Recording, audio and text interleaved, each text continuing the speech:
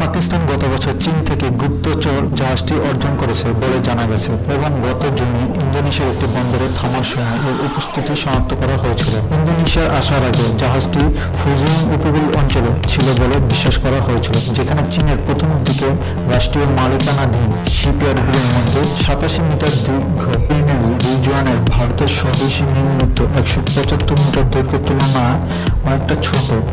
পাকিস্তান নৌবাহিনী এগিয়ে গেছে এবং চীনের সহযোগিতায় গুপ্তচর জাহাজ পেয়েছে।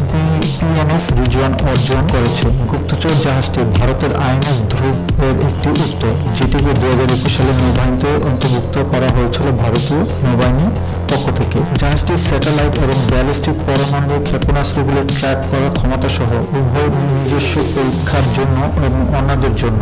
ভারতীয় প্রতিরক্ষা সংস্থার সূত্রগুলি দ্য প্রিন্টকে জানিয়েছে যে যদি এটি বিশ্বাস করা হয় যে জাহাজটি পাকিস্তান নৌবাহিনী দ্বারা পরিচালিত হয়, তারা চীনাদের সাথে ঘনিষ্ঠভাবে কাজ করছে।